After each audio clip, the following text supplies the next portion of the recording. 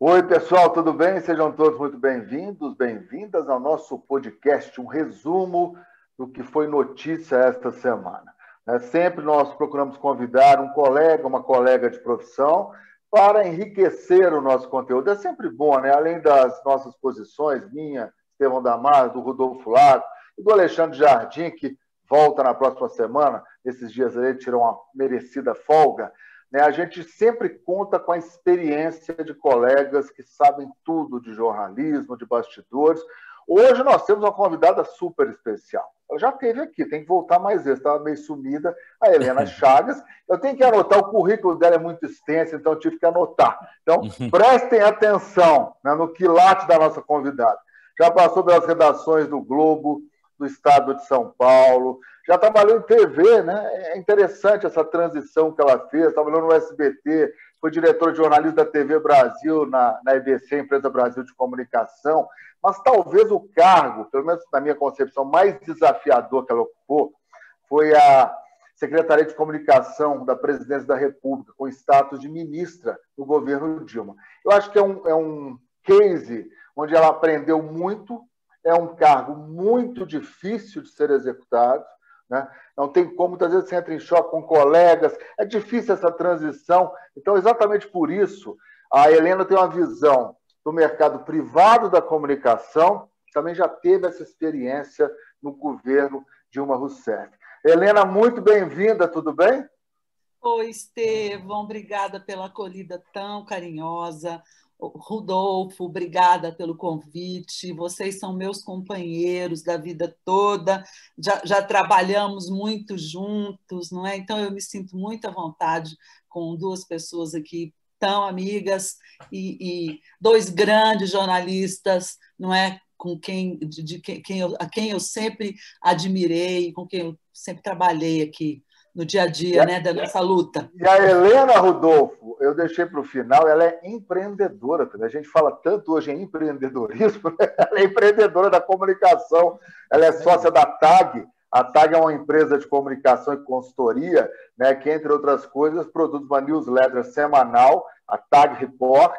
Ela, além da TAG, ela é sócia também do site Os Divergentes, que tem companheiros também sensacionais, né? De fotografia, de comunicação, de jornalismo diário, enfim. É um belo currículo, Rodolfo Lago.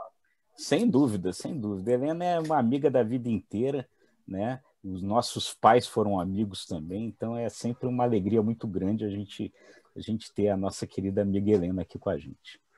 Então, vamos lá que a pauta é extensa. A gente não pode deixar de começar destacando a Covid, né? Nós temos aí uma grande expectativa, neste domingo, uma reunião importantíssima da Agência de Vigilância Sanitária, a Anvisa, que deve, né, chancelar o uso emergencial de duas vacinas importantíssimas, da Fiocruz e do Instituto Butantan. Paralelamente, nós vivemos uma crise humanitária na cidade de Manaus, eu estou chocado. Nós três temos experiência suficiente no jornalismo, mas não dá para não se emocionar e não se chocar com relatos e imagens dos hospitais de Manaus sem oxigênio, né? Foi montada uma operação de guerra, mas, na minha concepção, o governo ainda peca demais, o governo federal, por não ter assumido ainda a coordenação nacional. Eu fiquei também muito espantado com o ministro da Saúde tentando jogar a responsabilidade toda sobre os ombros das autoridades de saúde do Amazonas, né? Ao destacar que eles não quiseram usar de forma preventiva o rol de medicamentos sem comprovação científica que o próprio presidente da República, Jair Bolsonaro, defende. Hidroxicloroquina, né? Ivermectina, enfim. Helena, qual a sua visão desses últimos dias no que diz respeito ao planejamento e ao combate à Covid-19 aqui no Brasil? Estevão, minha visão é essa sua que você expôs aí. Eu acho que nós temos duas frentes, duas linhas. Uma, a vacina, que estamos lá atrasados, duramente indo atrás, e que pode ser que na semana que vem comece, eu nem diria que começa a campanha de vacinação, não, porque isso é muito difícil, é uma logística que esse governo, pelo que eu vejo, eles não têm competência ainda para começar vacinando em massa, sem uma campanha. Semana que vem nós vamos ter as primeiras fotos, né, da agulhinha entrando ali no bracinho dos primeiros que receberão. Paralelo a isso, eu acho que a gente tem, como você mesmo falou a palavra, paralelamente, nós temos um problema gravíssimo, que é a explosão da segunda onda no Brasil, que provocou uma situação trágica, não é? Como essa que estamos vivendo em Manaus. Manaus está sendo uma tragédia, um horror que o Brasil inteiro está assistindo, as pessoas morrendo asfixiadas nos hospitais porque acabou o oxigênio, e o Brasil inteiro está olhando para lá e está vendo assim, opa, será que eu sou você amanhã? Entendeu? Será que nós vamos ser Manaus amanhã? Por quê? Porque tudo isso acontece por incompetência, por falta de planejamento, por falta, sobretudo, que você falou aí, de ajuda do governo federal. O governo federal, ele agora chuta a responsabilidade para o colo das autoridades locais, mas a Covid tem que ser combatida de forma federal. A Covid ela tem que ser combatida, não é com esse tratamento, como é que eles falam? Precoce, inicial. Preventivo. Precoce. Nem é preventivo. É que logo aos primeiros sinais você tem que dar cloroquina. Esse tratamento não existe, né? A ciência no mundo inteiro mostrou que esse tratamento não existe. O que o governo, o Estado, as autoridades têm que fazer é prevenção mesmo, e prevenção mesmo implica, para mim, a meu ver, isolamento, lockdown, onde for necessário, e auxílio emergencial ou qualquer outra coisa que o valha, mas que dê dinheiro para a população suportar mais esse período amargo na economia. As vidas são muito mais importantes do que qualquer coisa. Você não acha, Rodolfo? É isso aí. Não, Rodolfo. Sem dúvida, sem dúvida. Na verdade, isso que está acontecendo em Manaus, né, gente, é uma tragédia anunciada. Tem uma passagem do livro do Hugo Braga, nosso amigo Hugo Braga, que foi assessor de comunicação social do Ministério da Saúde na gestão do Mandetta, que ele conta o seguinte, que o Mandetta vai ao presidente no início lá da briga entre os dois, né? E diz ao presidente, olha, presidente, eu vou passar a desmentir o senhor, porque não tem outra saída. E aí ele pergunta para o presidente o seguinte, naquela ocasião estava acontecendo uma tragédia parecida com essa que está acontecendo em Manaus, lá na Itália. E ele diz, o senhor aguenta caminhão cheio de cadáver passando pela rua, igual a gente está vendo na Itália? Aí o presidente, daquele jeito, o fanfarrão dele, pega e diz assim, aguento? Aí ele diz, não, presidente, o senhor não aguenta. Ele não aguenta. Quem é que vai aguentar uma situação dessa? Uma ala inteira do hospital lá em Manaus morreu asfixiada, morreu sem oxigênio. Imaginem essa cena, é uma cena de filme de terror. E por que isso acontece? Isso acontece por falta de prevenção dessa situação, né? Porque o governo passou esse tempo todo fingindo que essa doença não existe, tentando diminuir ela, é uma gripezinha, quem tem histórico de atleta não vai ficar doente, e nada disso é verdade, isso é espancado diariamente pelos fatos, né? E as coisas vão correndo, e enfim, os preços a pagar estão aí, né? Eu até vou aproveitar, viu, Rodolfo e Helena, prestar uma homenagem a um colega de profissão, Ricardo Mignoni, que esta semana perdeu o irmão, Ronald Mignoni, de 53 anos, subsecretário do Espírito Santo na gestão do meio ambiente, né, advogado, por 53 anos, deixa 3 filhos, ele foi internado no último dia 27, no dia 30 de dezembro, postou, não brinque com essa doença, eu já estou no oxigênio, ele ainda estava lúcido. Depois foi uma degradação do organismo.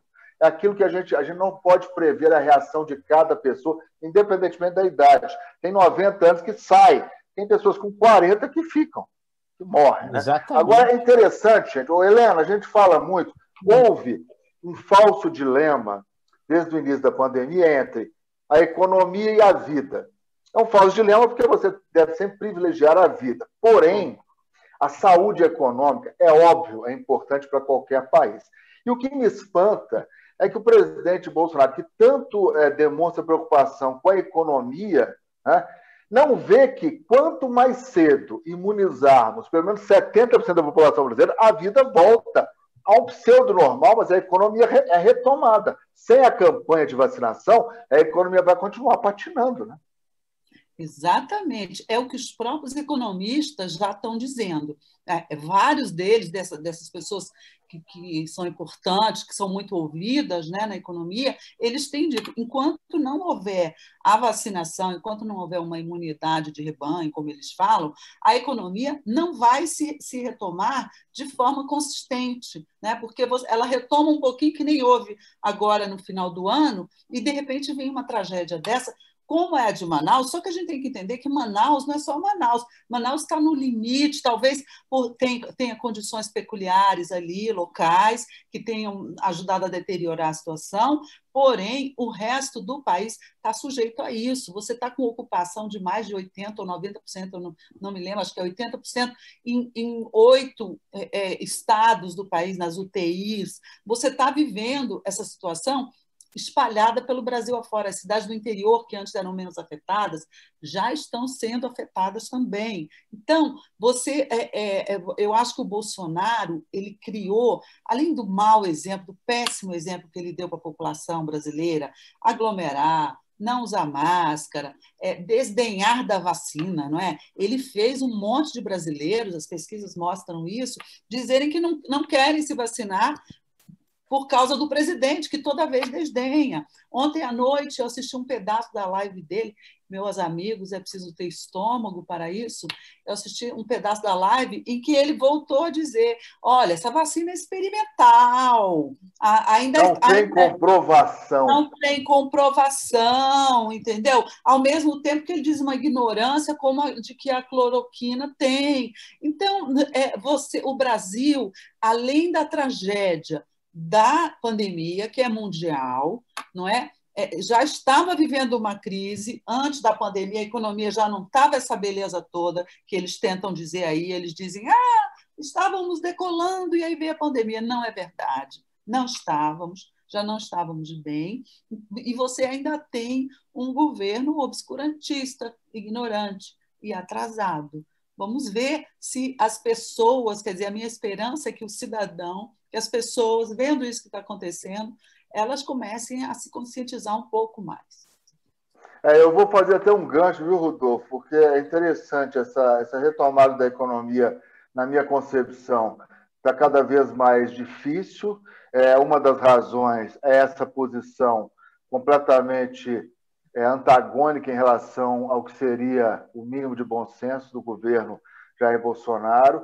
Ontem, essa live ao qual foi referida pela Helena Chagas, o presidente da República, que não usa máscara, nem a segurança dele nas entrevistas na porta do Palácio da Alvorada, é um péssimo exemplo, dizer que a vacina não vai ser obrigatória, toma quem quiser, mesmo porque ela não tem comprovação. Ora, gente, ele está dando um tiro numa campanha que está sendo aguardada por praticamente toda a população, a não ser aquela parcela de bolsonaristas de carteirinha que realmente o que o Bolsonaro diz, eles correm atrás. Mas é muito complicada essa situação, Rodolfo, em termos de retomada da economia. O governo está sem dinheiro. Né? Olha, gente, pelo amor de Deus, aquilo que a Helena estava dizendo. Nessa situação em que a gente não faz aí, como praticamente o mundo inteiro faz, quando tem uma situação dessa, isola, faz o lockdown, isola as pessoas e depois aí gradativamente retoma, a gente fica nessa coisa de abre e fecha, a gente não vai sair disso nunca, porque abre, aí as pessoas se contaminam, fecha de novo, e aí isso vai, e ao mesmo tempo aí você não tem estratégia nenhuma para começar a imunizar as pessoas. Vamos ficar nisso até quando, né? Evidentemente não há nenhuma possibilidade de retomada da economia desse jeito. É evidente que a gente sabe que as razões que levaram a Ford a fechar as suas montadoras no Brasil são várias e vêm já de muito tempo, mas não há dúvida nenhuma que isso é extremamente simbólico num momento desse. Se a empresa não está fechando as portas em todos os lugares e resolveu escolher uns lugares para continuar e outros lugares para parar de fazer, escolhe a Argentina aqui do lado e não escolhe o Brasil, não escolhe o Brasil por quê? Não escolhe o Brasil porque não sente segurança de manter aqui, porque aqui o mercado consumidor de automóvel é muito maior do que o da Argentina. Então, a Argentina, convenhamos, a Argentina, convenhamos, também não é um grande exemplo de estabilidade. Né? Exatamente. Aí que chama mais atenção, né? Exatamente. Aí que chama mais atenção. Rodolfinho e Estevão, vocês viram que a Ford já saiu, eu vi aquela ioki de pipocas também está reduzindo direto a operação no Brasil. Aquela de roupas, Forever 21 de fora, também está caindo. Vai tirar as lojas do Brasil, né? Vai sair do Brasil. O Macron já deu lá a declaração dizendo que não é mais para comprar a soja brasileira por causa do meio ambiente. E isso, meus queridos, porque o Joe Biden ainda não assumiu. Exatamente. Ele assumiu na quarta-feira que vem. E aí é que o Brasil vai ver o que é bom para a tosse, como diziam os antigos, não é?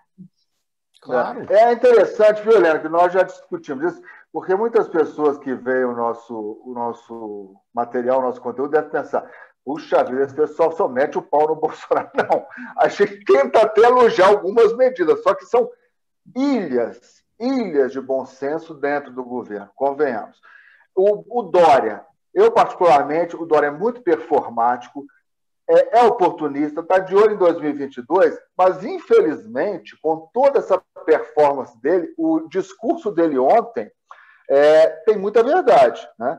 Tanto é que foi ao encontro do relatório da Human Rights Watch, que fez acusações gravíssimas sobre o presidente da República. Da mesma forma, o Macron, eu acho que ele também foi muito oportunista, ele não pode generalizar, dizendo que toda a soja produzida do Brasil advém de áreas com degradação ambiental. Tem um quê de oportunismo que a França é muito protecionista. Eu acho que alguns setores do governo que reclamaram do Macron têm razão. Mas o problema é que o Bolsonaro ele inflama de uma tal forma que ele prejudica os próprios interesses do país.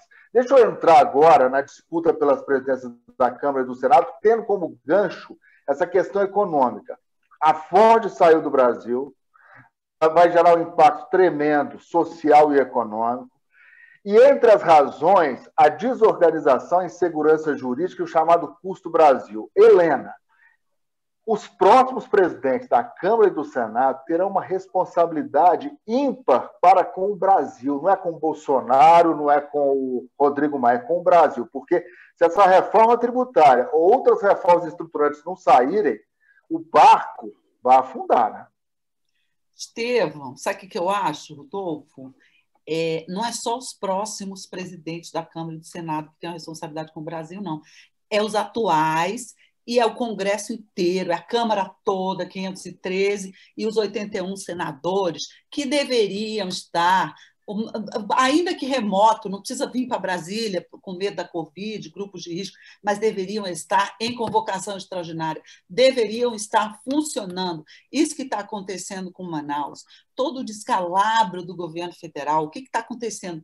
É uma falta de planejamento total nas ações de combate à Covid, tanto do lado da vacina quanto do lado da pandemia, não é? Da prevenção da pandemia, que você deveria ter. Então, o assunto foi até incorporado aos discursos dos presidentes, mais ou menos, né, da Câmara e do Senado. Mas o que a gente vê é que o Legislativo ele deveria, nesse momento, estar tendo uma atuação muito mais forte. Por exemplo, na questão da vacina. Nós estamos entregues aí, saiu um avião lá para a Índia nesse momento, para buscar 2 milhões de vacinas, que o governo indiano ontem falou que não sei se elas vão ser vendidas assim tão cedo. O Brasil está se precipitando. O Brasil está se precipitando. Está se precipitando. O resto das vacinas está lá no Butantan, 8 milhões, 6 milhões que o Pazuello está contando. Está lá no Butantan, tudo bem. O Butantan é um instituto muito sério, mas o Butantan está em São Paulo e está fazendo isso graças ao governo Dória, porque foi muito estimulado ali pelo Dória. Então, o Dória tem uma certa propriedade dessas vacinas. Propriedade não, mas tem um privilégio ali. Não é à toa que o Dória hoje está na manchete do jornal Valor Econômico, isso. dizendo que o Bolsonaro é desumano. Isso aí mostra um outro lado horroroso da confusão, que é a briga política em torno da Covid e da vacina. Então, desculpa, eu nem entrei ainda nos detalhes da disputa da Câmara e do Senado. O Rodolfinho entra aí e eu depois comento de novo. Mas é porque, para mim, isso aí está tão forte hoje, tão pesado, que eu acho que o Legislativo deveria fazer uma autoconvocação e começar a tomar providência. É uma tese, Rodolfo, levantada com propriedade pela Helena, porque, de fato, o que nós estamos vendo nesse momento os dois candidatos à Câmara e agora a disputa mais acirrada no Senado também. Eu acho que a disputa é por nacos de poder, né? Pela sedenta obsessão em manutenção de poder. Cargos estão sendo negociados, emendas negociadas, os dois candidatos estão percorrendo o país em busca de votos. E o Congresso está paralisado, né? Só pensando naquilo, nas eleições das mesas, e deixando a desejar, como frisou a Helena, em relação ao papel do Legislativo nesse momento. Por exemplo, como é que vai ficar esse pessoal aí sem o auxílio emergencial? Nós já estamos no meio de janeiro e não se vislumbra do Legislativo, do Executivo já desistiu, mas do Legislativo, por exemplo, uma solução concreta, né, Rodolfo? Não, é uma loucura. Eu na verdade, amigos, assim, nós todos aí já temos um bocado de tempo de janela. Eu, sinceramente, eu não entendo essa campanha pelas presidências da Câmara e do Senado do jeito que ela é feita. Nós temos um colégio de 600 caras, né, que ficam todos aqui em Brasília.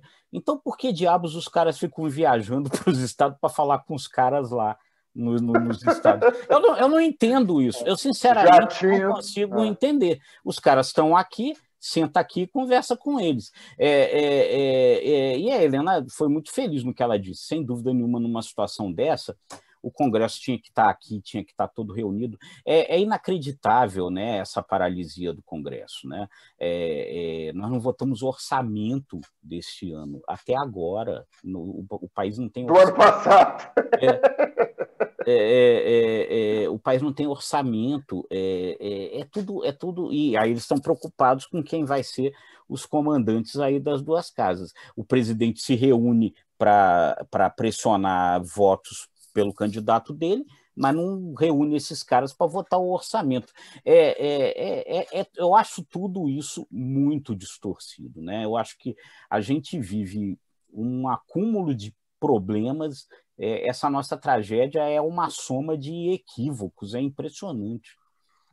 Ô, Helena, você é muito experiente, mas você não se surpreendeu nessa disputa obsessiva pelo comando das duas casas, no Senado, o PT ao lado de Bolsonaro e dos democratas?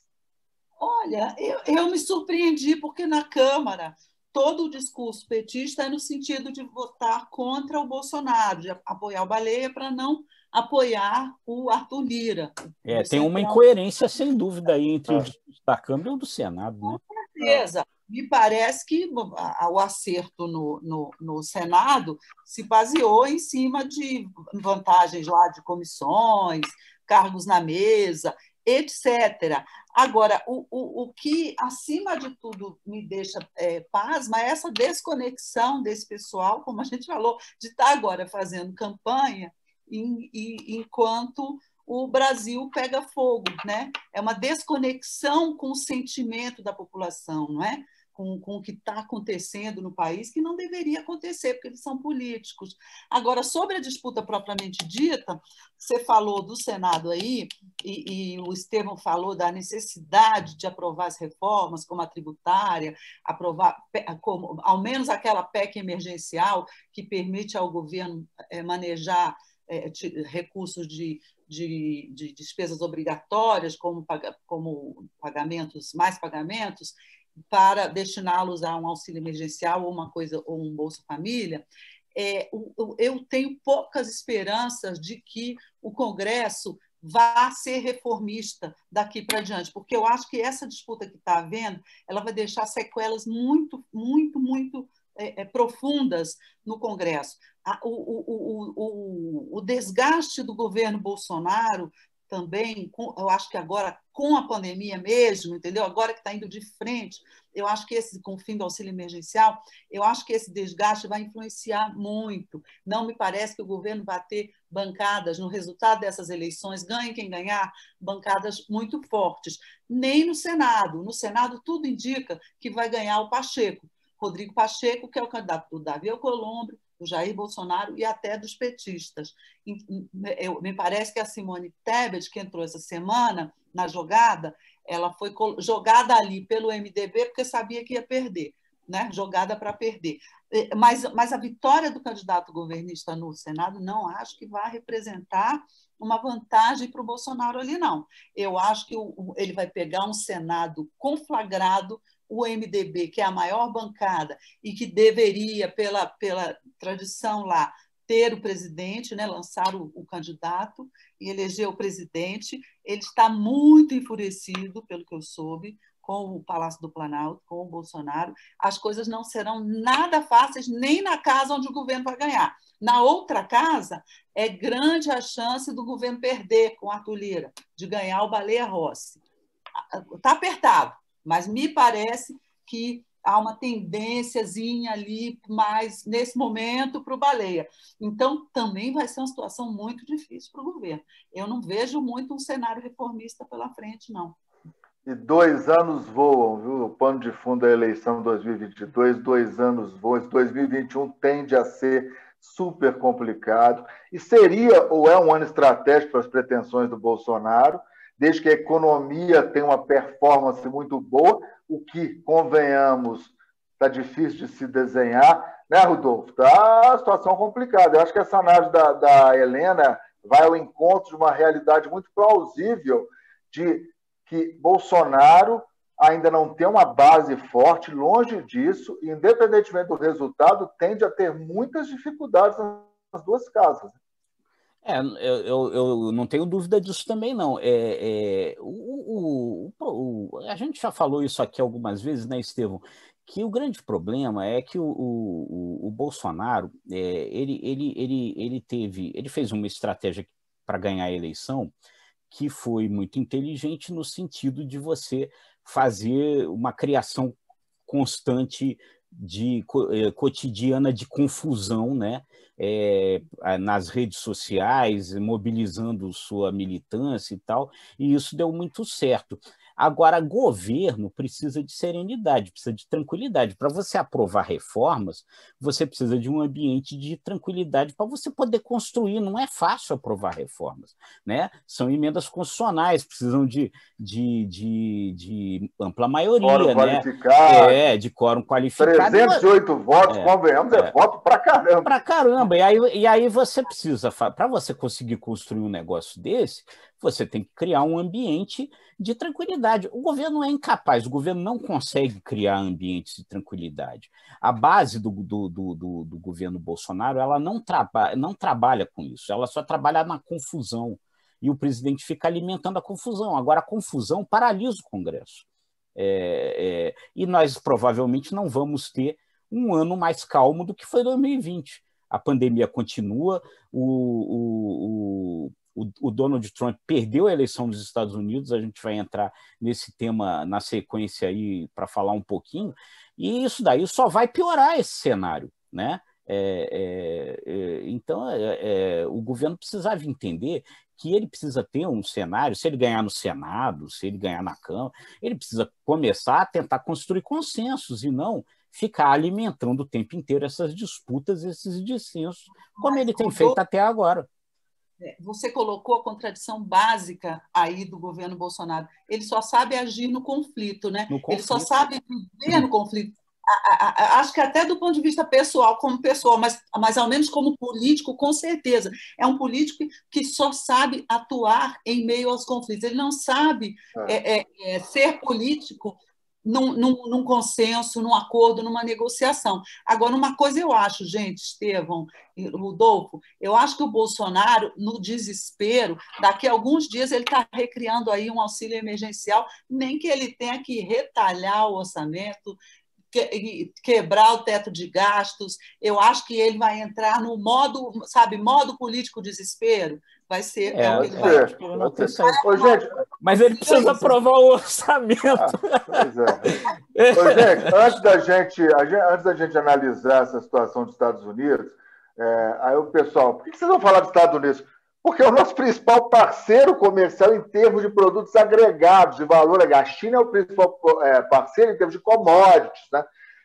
Ambos, né, embora estejam em polos diferentes, China e Estados Unidos são vitais para o Brasil, são vitais para o mundo, né? São as locomotivas da economia mundial. Nós temos que analisar, sim, o governo Biden e as consequências dessa instabilidade democrática vivenciada nos últimos dias, especialmente lá em Washington. Mas eu estou incomodado com o Paulo Guedes. Está muito quieto, né? Parece que o Paulo Guedes murchou. Rapidamente, o que vocês têm a dizer do Paulo? Cadê o Paulo Guedes? Acho que murchou. Sabe o que eu acho? Ontem, eu sei que essa semana ele está desesperado, tentando convencer o Bolsonaro a não demitir. Eu acho que o Paulo Guedes ele fica correndo atrás Banco do Brasil, né? Banco do Brasil. Banco do Brasil, o André Brandão, porque isso seria uma sinalização catastrófica para o exterior, para os mercados, né? Porque o Banco do Brasil, afinal, é uma empresa de economia aberta, tem ações em bolsa. Aí vem o Bolsonaro e demite o presidente do Banco do Brasil, porque ele quer enxugar o banco, acabar com agências, só que isso tem um enorme peso político, então os políticos reagiram. Então, claro. Eu tenho que o Paulo Guedes vive de crise em crise, de incêndio em incêndio. Ele já não tem mais um plano, uma agenda a ser implementada pelo Brasil, no Congresso, porque o próprio Bolsonaro fulminou essa agenda, né? Então, acho que ele está ali com a tabela e no gol, tentando agarrar as coisas. E aí, Rodolfo, rapidamente. Olha, Estevão, o Bolsonaro trouxe o Paulo Guedes para perto de si para tentar atrair esse empresariado, esse Brasil de pensamento liberal aí e tal, e ganhar a eleição. Só que ele iludiu essas pessoas, né? O Bolsonaro não abastece o seu automóvel no posto Ipiranga. O Bolsonaro não é liberal. Ele nunca foi liberal. E fica muito claro isso, quando ele agora desautoriza essa questão do Banco do Brasil.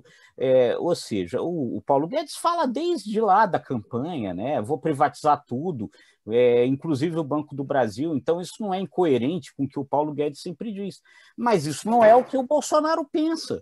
Então, o Bolsonaro vai e desautoriza o Paulo Guedes o tempo inteiro, porque o Bolsonaro ele é um milico de linha antiga. A ditadura militar brasileira não era liberal, a ditadura militar brasileira era protecionista, era nacionalista. Intervencionista, né? E o Bolsonaro é isso, gente. Gente, estou até esfregando a mão que o papo está tão bom, o tempo passa rápido. Última pauta a ser discutida por nós aqui. Estados Unidos, como vocês veem a relação entre Biden, que toma posse num momento super delicado para a própria democracia americana, e o governo Bolsonaro? Vocês acham que pode vir aí uma reforma ministerial motivada, claro, pela disputa nas mesas diretoras da Câmara e do Senado, mas para tirar essa ala ideológica que, teoricamente, vai atrapalhar em muitas relações entre os dois países? Ministérios do Meio Ambiente, por exemplo, relações exteriores, esses vão dançar, pessoal? É o que se diz, né, Rodolfo? Aqui em Brasília, agora, é o que se diz na ala mais sensata do governo, né? Que hoje em dia é ali os militares e alguns políticos, né? Na ala que joga com a lógica política, né? Não estou dizendo que são bonzinhos, não, mas é uma ala que joga com a lógica política. Então, o que eles argumentam? o Bolsonaro precisa dar uma satisfação, na medida em que o Biden ganhou, ele agora tem que dar não é uma satisfação, mas uma sinalizada de que ele quer ter um relacionamento bom com os Estados Unidos, apesar do Biden tirar da questão pessoal, personalista, e passar para as relações entre estados, né? Entre os dois países, comerciais, políticas, etc. Então, é óbvio que para fazer isso, ele tem a obrigação, uma condição de trocar os seus interlocutores. Então, o Ernesto Araújo, o ministro das Relações Exteriores, o chanceler mais ideológico que esse país já teve, ou mais direitista que esse país já teve, não é a pessoa adequada para essa relação. O Ricardo, o ministro do Meio Ambiente, né, Ricardo Salles, né? Ele também mostrou já muitas vezes que ele não é o interlocutor ideal para tratar, não só com os Estados Unidos, como a Europa, a União Europeia, sobre meio ambiente. E lá a União Europeia está também apertando o laço no nosso pescoço. Então, é óbvio, a substituição dos dois seria uma questão óbvia. Porém, contudo, todavia, quem conhece o Bolsonaro acha que pode ser difícil. Por quê? Porque ele é um sujeito extremamente teimoso, ele é um sujeito turrão, e dentro do raciocínio bolsonariano, não é? Ele, enquanto pedirem a cabeça desses ministros, ele vai mantê-los. Então, esse é o problema. Que vai haver reforma ministerial? Eu acho que vai haver, né, Rodolfo? Eu acho bem provável, acho bem provável que possa haver. Eu não tenho muita dúvida, Helena, não sei vocês, o Biden vai fazer uma pressão violenta em cima do Brasil do ponto de vista da questão ambiental. Eu tenho a impressão de que a gente possa assistir aí a uma situação parecida com a que a gente viveu ali na ditadura, no governo Geisel, com o Jimmy Carter, com relação à questão dos direitos humanos, no caso agora com relação à questão ambiental. Essa coisa do Macron da semana passada aí com relação à soja, eu acho que já tem um pouco a ver com isso. Eu acho que o Biden vem se somar a discursos parecidos, a pressões parecidas, e se o Brasil não tiver habilidade, vai acabar perdendo muito com isso. E aí, realmente, um gesto nesse sentido poderia ser realmente trocar esses dois ministros ideológicos aí, o Ricardo Salles do Meio Ambiente e o Ernesto Araújo das Relações Exteriores. Agora, isso certamente não vai ser tranquilo, né? Aí a turma ideológica vai reagir, os Olavo de Carvalho da vida vão bombardear, vai ser aquilo que a gente já viu em outras ocasiões aí com relação a outros casos, né? Criando Vamos novas aguardar, confusões. então, novos capítulos. Gente, para finalizar esse nosso rico conteúdo com a presença da Helena Chagas hoje, nossas projeções para essa semana aí que está chegando. E aí, Helena, não tem jeito de fugir da vacina, né? Não. A minha projeção é vacina, assim, torcendo para que a vacina chegue, a vacina saia, a vacina fure o máximo de braços possíveis, mas a minha projeção talvez seja as confusões que esse governo vai fazer para implementar a vacina. Primeira coisa, como é que você vai fazer uma mega campanha de vacinação sem uma campanha, que até agora o governo não fez nenhuma campanha de esclarecimento, né?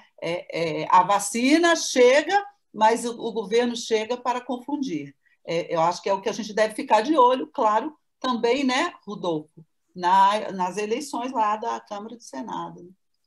E aí, Rodolfo? É isso, acho que não tem como fugir desses dois temas, né? A partir da aprovação das vacinas pela Anvisa, que deve acontecer nesse final de semana, vamos ver, vamos torcer pelo menos aí, que apesar disso tudo, né, a experiência que o Brasil tem aí de ter o melhor programa de imunização, considerado o melhor programa de imunização do mundo, né, ele agora acabe funcionando de alguma forma aí, nesse momento, né? Embora realmente seja muito complicado, né, você ter uma campanha de vacinação cujo a principal figura sempre passa a seguinte mensagem: ó, a vacina está aí, mas se fosse você não tomava ela. É muito complicado isso, né? Então, enfim, vamos ver, né? Torcer para que realmente um pouco de luz aí baixe sobre essas cabeças aí e a gente saia dessa. Eu vou com os nobres relatores, acho que a expectativa é toda em torno dessa vacina e finalmente o governo consiga, né, pelo menos planejar o início dessa campanha em nível nacional. E só desejando sorte e me solidarizando com as famílias e com os estudantes, né? Milhões de estudantes que vão fazer um Enem dos mais complicados dos últimos anos. Batalha jurídica, vai sair o Enem, não vai sair o Enem, pessoal que vem da rede pública, pessoal que não tem muito poder aquisitivo, com pouco acesso à internet, já entra em desigualdade de condições. Então, infelizmente, é o país que estamos vivendo, é o contexto que estamos vivendo. E me solidarizar também com as vítimas de Manaus, com as famílias que perderam os entes queridos em função da falta de oxigênio. Coisa lamentável, inimaginável, mas aconteceu. Helena, agradecemos muito a sua presença, que você volte novamente. E, por favor, dê o caminho aí da TAG e dos Divergentes. Pode falar os sites aí dos seus 2 empreendimentos de comunicação. Olha, www.osdivergentes.com.br, www.tagreport.com.br, tá bom? Nós estamos lá e aguardamos vocês. Adorei participar. Vocês são 2 queridos do meu coração, tá bom? Grande beijo. Helena, obrigado, Helena. Rodolfo, nós nos encontramos daqui a pouco, né? Porque as gravações continuam, os conteúdos do Imagem e Credibilidade continuam sendo feitos. Esse conteúdo, todos os outros, vão para o Jornal de Brasília, nossa parceria com o Jornal de Brasília, JBR, jornaldebrasilia.com.br, e também na nossa home, né? imagemcredibilidade.com. Muito obrigado pela atenção, você, nosso seguidor. Críticas são sempre muito bem-vindas. Entre em contato conosco, nós responderemos com o maior prazer. E até a semana que vem, pessoal. Bom fim de semana. Tchau, tchau. Tchau, gente. Beijo, Helena. Prazerzão estar contigo. Tchau, tchau.